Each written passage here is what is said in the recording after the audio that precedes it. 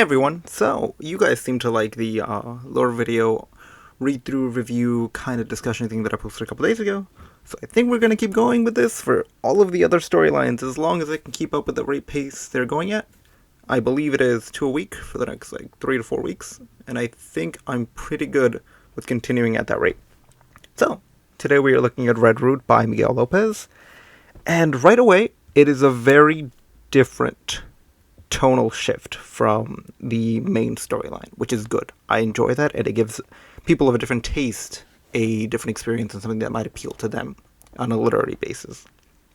Now, I want to look at this first from my own background as an English major and somebody who has read a lot of literature, both novels and short stories. And I'm going to treat this as a short story on its own, separate from the main storyline, just separate from any history that Zendikar might have had, just looking at this from a strictly little 3,000 word short story. At least a part 1 to the story. And in that regard, I enjoy it. I enjoy it a lot. It's actually my perfect kind of short story, and the short story that I tend to read a lot. To anybody that's already read this, you're going to realize that it doesn't really have a plot. It doesn't really have a beginning, middle, or end in the sense of a conflict that the characters have to overcome.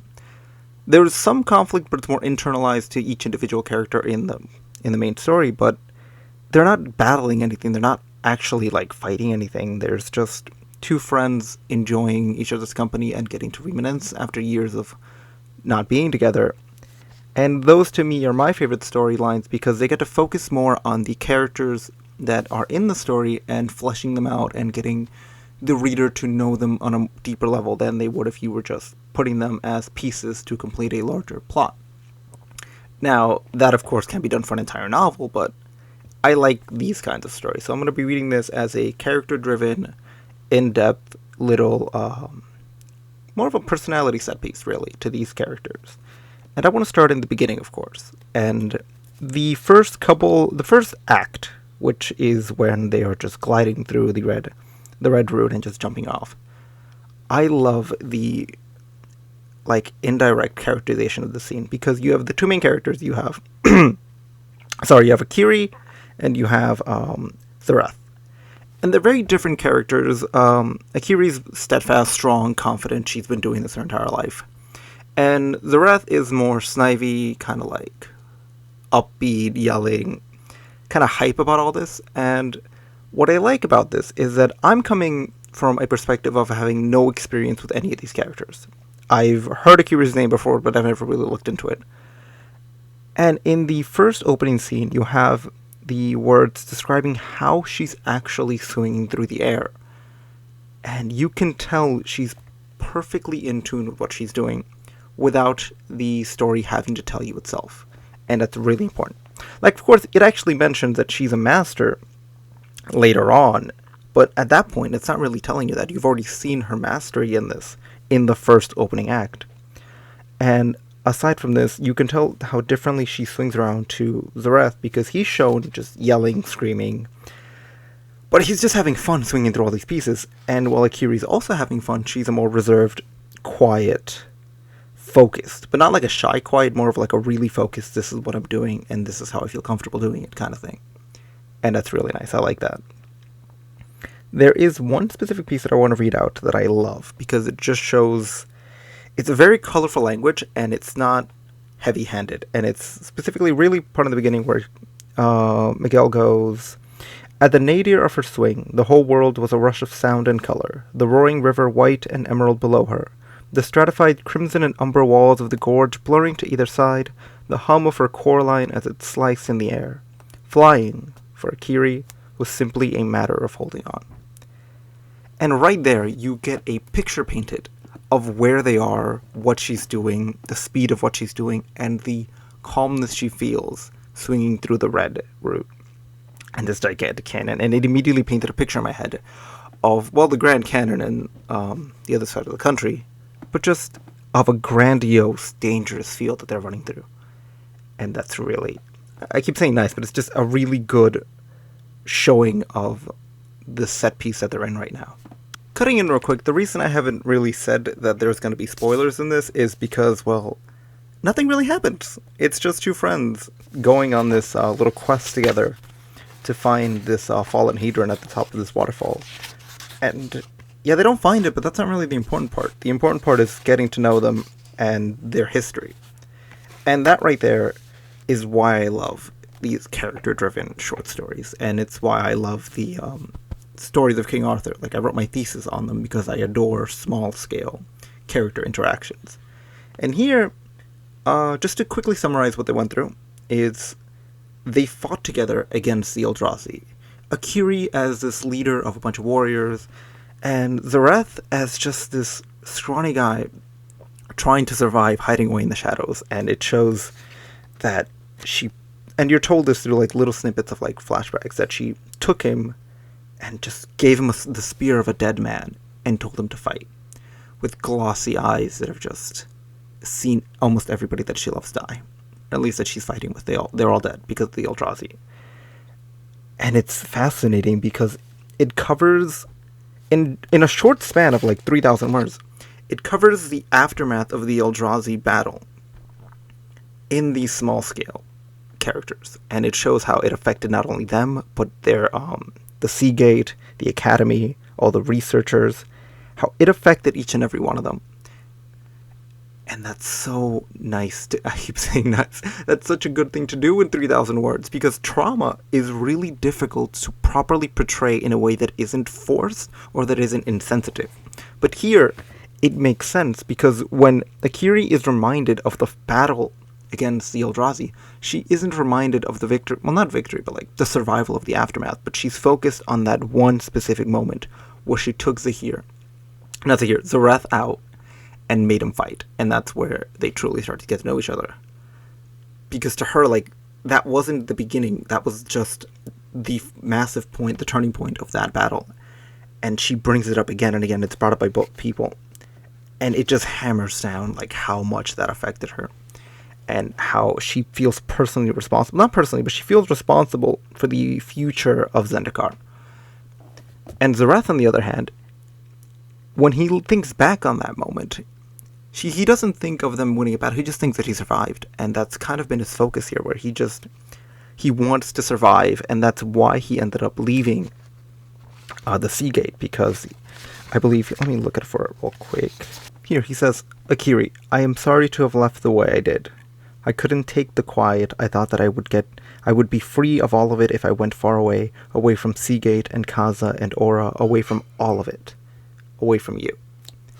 And what you see manifesting, how this trauma and aftermath is manifesting in Zareth, is through fear. He's genuinely scared of dying and scared of it. And it's brought up by him. Part of him doesn't think the Eldrazi are fully gone. And when they get to the waterfall, he asks Akiri if, like, oh, do they have to worry about Ulamog coming back because of the waterfall? And she reaffirms him, like, no, they're gone. They're dead, I think. I'm not sure if she believes that they're dead or just gone. But they're gone. And Zareth still needs to be reinforced and, like, told, like, hey, look, they're gone. They're not going to hurt us anymore. And that's such a real thing to feel, because when something happens to us, or like a traumatic event happens, take a car crash, for example. Like, even if you make it through a car crash, totally fine. Your car might get totaled, but like, you as an individual, you're fine. The odds of you getting into another one are really, really low, statistically speaking. Specifically if it wasn't your fault. But every time you get into a car after the fact, you're just going to constantly be wondering, like, alright, there is a chance that it's going to happen to me again. No more than anybody else on the road, but that fear doesn't really go away for a long, long time. Like, I know people that have gone to car crashes and then didn't want to drive for years after the fact. And that's a real emotional thing that this story kind of delves into. That is how Zareth focuses on trauma and, like, what happened.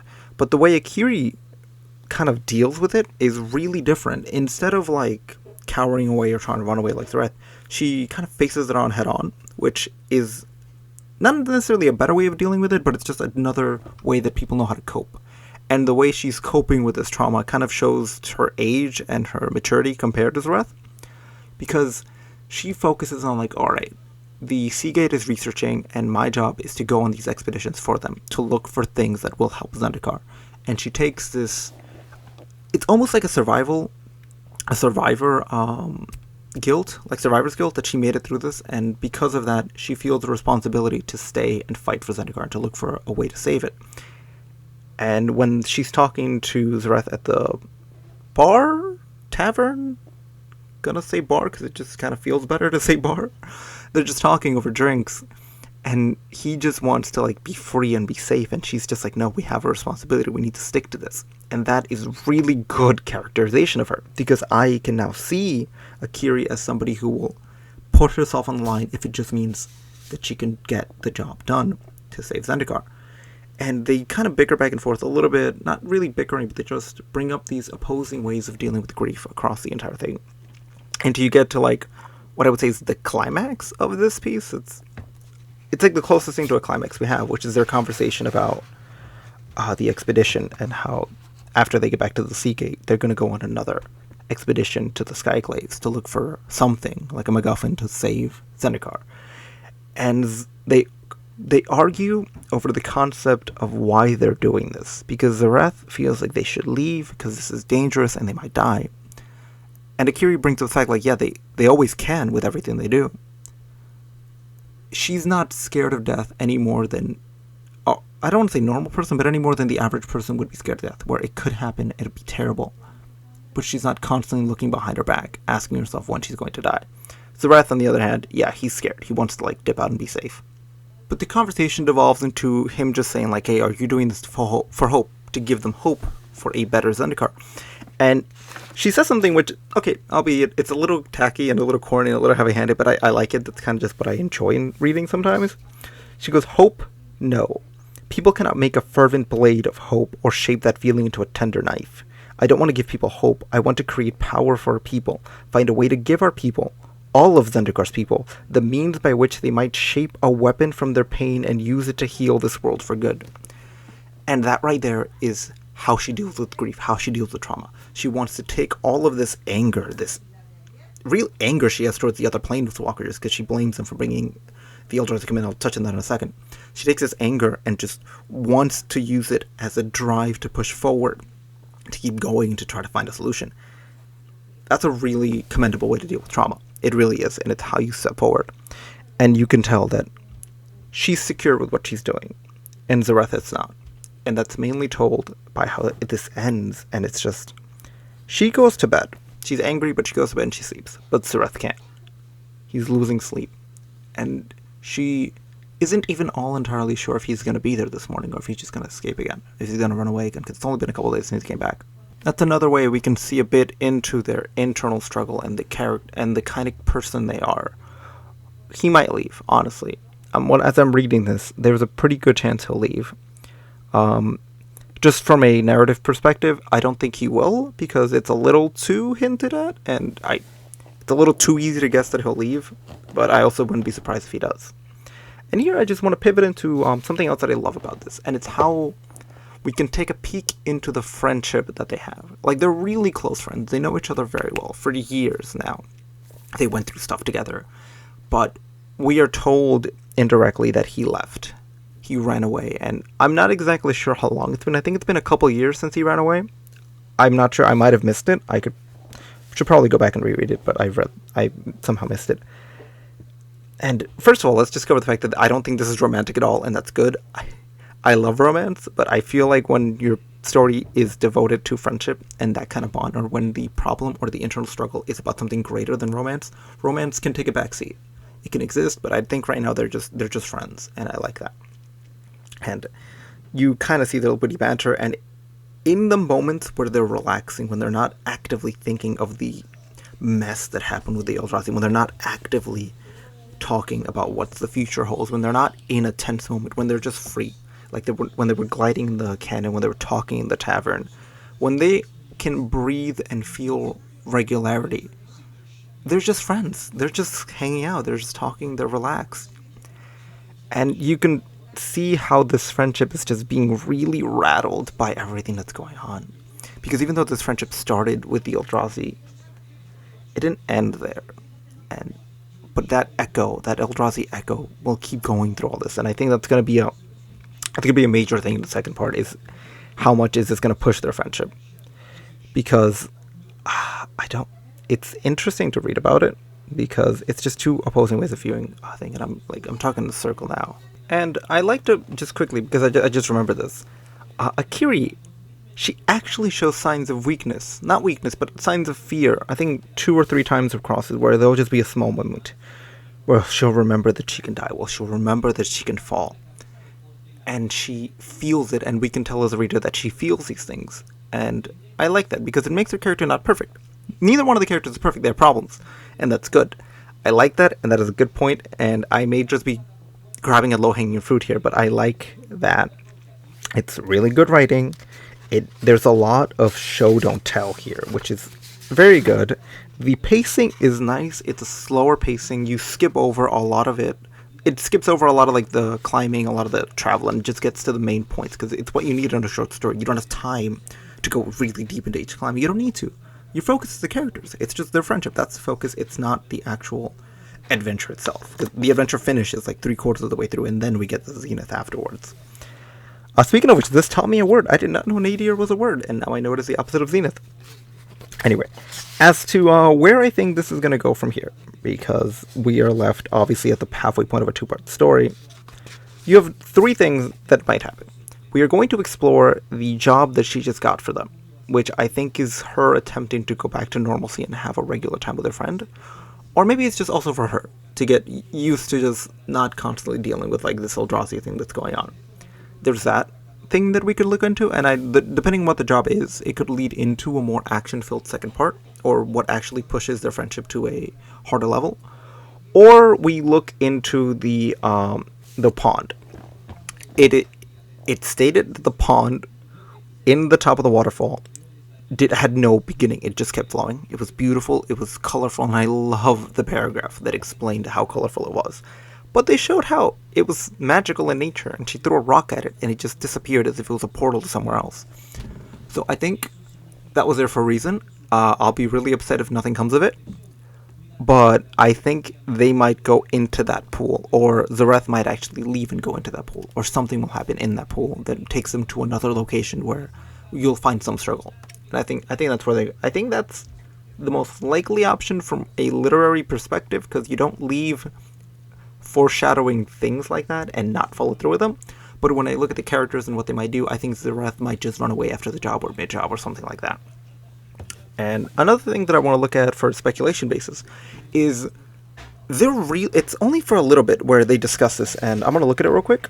Okay, I found it. It's a small bit, and it goes, reminders of what had been done not only to Tazim, but to all of Zendikar. Reminders of those who had committed the act, people who could dance between worlds, dip their brilliant light into them for a moment, then move on with ruin in their wake.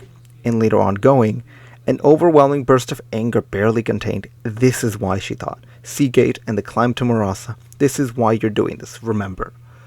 They're really angry at Planeswalkers.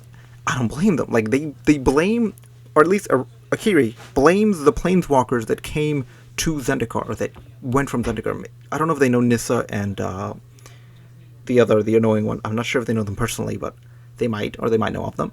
They blame these Planeswalkers for bringing the problems of other planes to Zendikar and using it as a prison, because she thinks that somebody imprisoned the Eldrazi here. She doesn't know who, she doesn't know why, but she believes that something imprisoned the Eldrazi here from somewhere else.